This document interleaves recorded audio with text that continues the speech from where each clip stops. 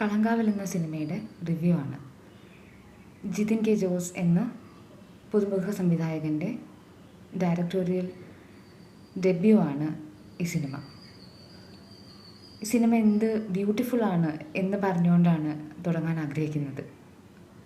അതിൽ ബ്യൂട്ടിഫുള്ളായ എലമെൻറ്റ്, നിങ്ങൾ എന്തിനാണ് ഒരു സിനിമ കാണുന്നത്, അല്ലെങ്കിൽ എന്താണ് നിങ്ങളെ ആ സിനിമയിലേക്ക് ആകർഷിക്കുന്ന ഘടകം എന്നതനുസരിച്ച് വേരി ചെയ്യാൻ സാധ്യതയുള്ള ഒന്നാണ്. ഒരു ആക്ടർ എന്ന നിലയ്ക്ക് എങ്ങനെയാണ് ഇത്തരം കഥാപാത്രങ്ങൾ മമ്മൂട്ടിയെ പോലെ ലെജൻഡറി ആയ ഒരു ആക്ടർ തേടി വരുന്നത് എന്നത് ഭയങ്കര വിസ്മയിപ്പിക്കുന്ന കാര്യമാണ്.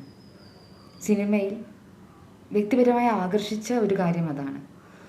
എങ്ങനെയാണ് കാതൽ അല്ലെങ്കിൽ ഭ്രമയുഗം അല്ലെങ്കിൽ കളങ്കാവൽ പോലത്തെ സിനിമകളൊക്കെ മമ്മൂട്ടി എന്ന ആക്ടറെ തേടി വരുന്നത്?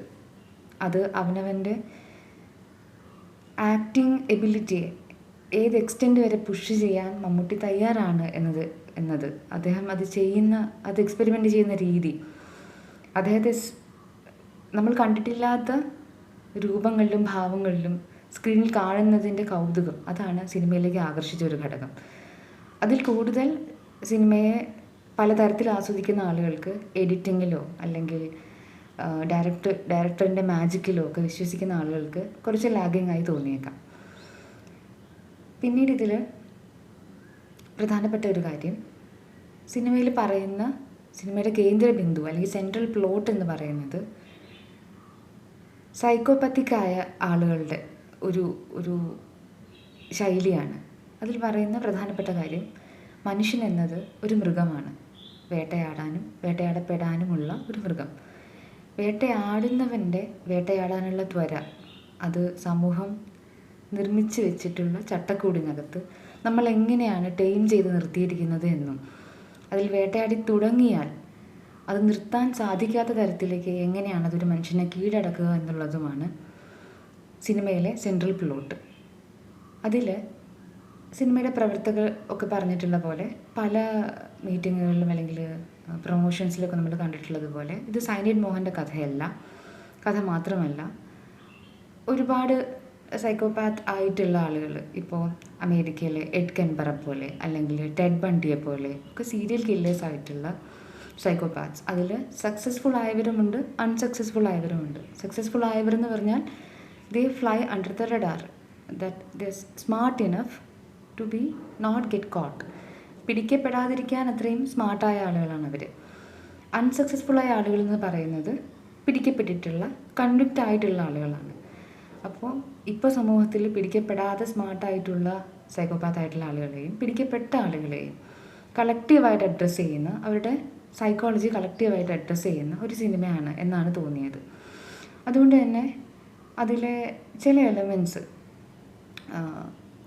എന്താണ് ഇതിന് കാരണം, അല്ലെങ്കിൽ എങ്ങനെയാണ് ഈ ഒരു അവസ്ഥയിലേക്ക് ഒരു മനുഷ്യൻ എത്തുന്നത്, ഇയാൾക്ക് എന്താണ് വേറൊരു മനുഷ്യനോട് സഹതാപമോ അല്ലെങ്കിൽ അങ്ങനെയൊന്നും തോന്നാത്തത് എന്നുള്ള ചിന്തകൾ നമ്മളെ കൊണ്ടെത്തിക്കുന്നത് മനുഷ്യൻ്റെ മസ്തിഷ്കത്തിലാണ്.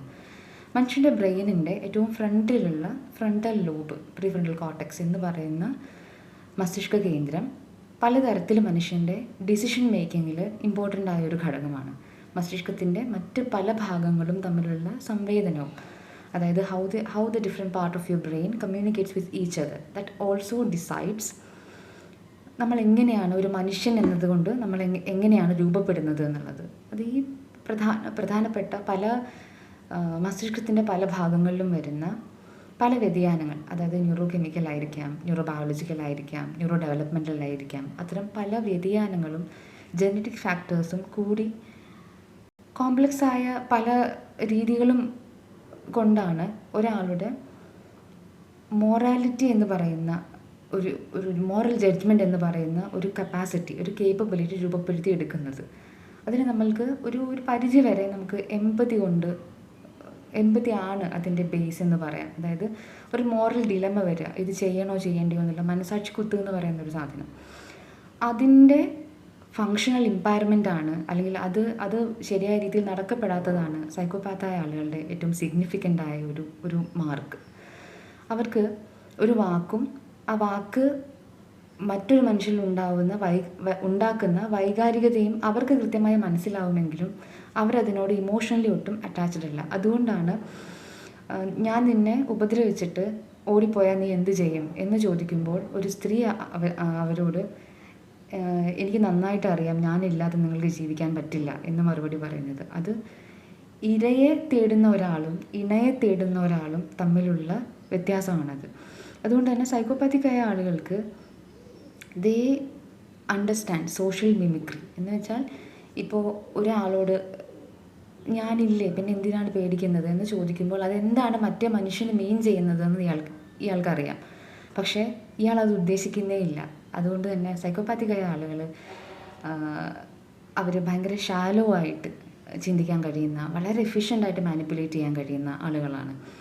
അതിൽ എങ്ങനെയാണ് സ്ത്രീകൾ കൂടുതൽ വിക്ടിമൈസ് ചെയ്യപ്പെടുന്നത്? അക്രോസ് ദ ഗ്ലോബ് നമ്മൾ സൈക്കോപാത്തിനെ എടുക്കുകയാണെങ്കിൽ മെൻ ആർ പ്രോമിനൻ്റ്ലി റിപ്പോർട്ടഡ് കേസുകളിലൊക്കെ പുരുഷന്മാരാണ് എന്നതും സ്ത്രീകളാണ് അവരുടെ വിക്ടിം എന്നതും എന്തുകൊണ്ടാണ് എന്നൊന്ന് മനസ്സിലാക്കാൻ ശ്രമിച്ചാൽ കോർട്ടിസോളും ടെസ്റ്റോസ്റ്റിറോണും മനുഷ്യൻ്റെ 2 ഹോർമോൺസാണ്. ടെസ്റ്റോസ്റ്റിറോൺ കൂടുതലും പുരുഷന്മാരിലാണ് കാണപ്പെടുന്നത്. കോർട്ടിസോൾ നമ്മൾ സ്ട്രെസ്ഡ് ആവുകയോ അല്ലെങ്കിൽ ഭയപ്പെടുകയോ ചെയ്യുമ്പോൾ ശരീരം ഉൽപ്പാദിപ്പിക്കുന്ന ഒരു കെമിക്കലാണ്.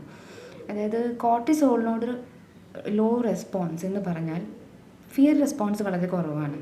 വെച്ചാൽ ഭയം ഉൽപ്പാദിപ്പിക്കുന്ന കാര്യങ്ങൾ അത് ആ ഭയത്തെ എതിർത്ത് തോൽപ്പിക്കുമ്പോൾ കിട്ടുന്ന റിവാർഡാണ് ഒരു സൈക്കോപാത്തിനെ മുന്നോട്ട് നയിക്കുന്ന ഒരു ഘടകം. അതുകൊണ്ട് തന്നെ അവർക്ക് റിസ്ക് എടുക്കാനും ആ റിസ്ക് ഓവർകം ചെയ്യുകയും അതിൽ നിന്ന് പിടിക്കപ്പെടാതെ രക്ഷപ്പെടുകയും ചെയ്യുമ്പോൾ കിട്ടുന്ന ഒരു റിവാർഡ് ഫീലിംഗ് ആണ് അവർ സീക്ക് ചെയ്യുന്ന ഒരു ഘടകം. അതല്ലാതെ മനുഷ്യരുമായിട്ടുള്ള ആഴത്തിലുള്ള വൈകാരിക ബന്ധങ്ങളോ അല്ലെങ്കിൽ ഇൻവെസ്റ്റ്മെൻറ്റോ അല്ല അവർ ഡ്രൈവ് ചെയ്യുന്ന ഒരു ഘടകം.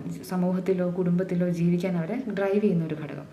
ഇനി സ്ത്രീകൾ എന്തുകൊണ്ടാണ് കൂടുതൽ വിക്ടിംസ് ആവുന്നത് എന്നതിനെക്കുറിച്ചും ധാരാളം പഠനങ്ങൾ വന്നിട്ടുണ്ട്.